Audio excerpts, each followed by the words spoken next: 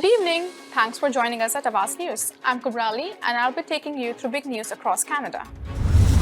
Skaters spent more than 15 minutes in frigid Lake Ontario waters after plunging through ice. Woman shot inside her vehicle outside of Bulletin gym. Georgetown man arrested after armed robbery at Acton convenience store. One person is in hospital with life-threatening injuries after early morning shooting in Caledon. Firefighters on scene after sinkhole forms under school bus in the Beaches. Shocked and devastated, victim in hit-and-run homicide was former child actor. Those were the headlines, and now let's jump through the details. At 3.8 magnitude earthquake that struck near Buffalo, New York, Monday morning was lightly felt in southern Ontario. Natural Resources Canada said there are currently no reports of damage and that none should be expected after the event. The federal government's seismogram viewer shows the quake struck at 6:15 a.m. Earthquakes Canada said the shock wave originated 6 kilometers east of Buffalo, New York, 97 kilometers east-southeast of Hamilton, Ontario, and 1 kilometer southeast of Toronto.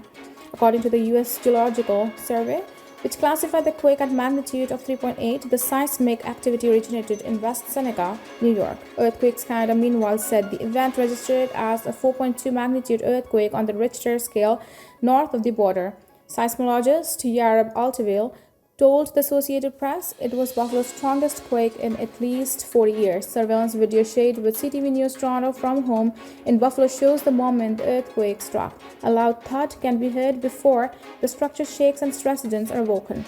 Stephen Alchuk is a seismologist with Natural Resources Canada and said while earthquakes in the western end of Lake Ontario and the eastern end of the Lake Erie are common, Monday's is a bit larger than normal. Halch explained that because southwestern Ontario is located in the middle of the North American tectonic plate and not on a plate boundary like California, for example, earthquakes in the area are rarely powerful enough to create any significant damage. On Monday afternoon, Niagara Mayor Jim Diodati described the moment the earthquake struck as surreal.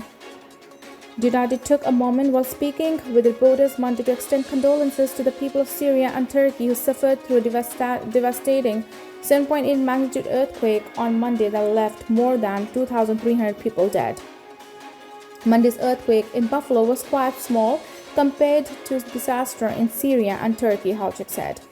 Earthquakes Canada data shows the strongest seismic event ever to take place in the region was on August 12, 1929, when a 5.5 magnitude earthquake was recorded.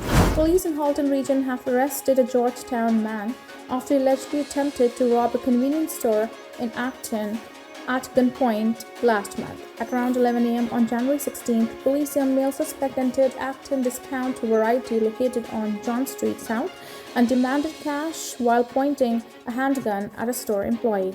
The suspect fled without obtaining any money and no injuries were reported. Police later identified the suspect and executed a search warrant at an address on Victoria Street in Georgetown on Monday.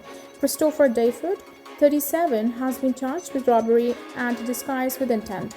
He was held in custody pending a bail hearing. Police said the handgun used in the robbery was not covered. Toronto Fire is investigating after a sinkhole opened up underneath a parked school bus in the Beaches. Firefighters were called to Balsam Avenue north of Queen Street shortly after 4:30 p.m. Images from the scene showed a large break in the road underneath the bus. Toronto Fire said it measured around 10 feet wide and 4 feet deep. There were no children on board when the sinkhole formed and no injuries were reported. It is not clear what caused the hole to form. Firefighters are checking for a possible water main break or gas leak in the area. Officials say a group of people who fell through the ice while skating on Lake Ontario around the Toronto Islands early Monday morning are lucky to be alive.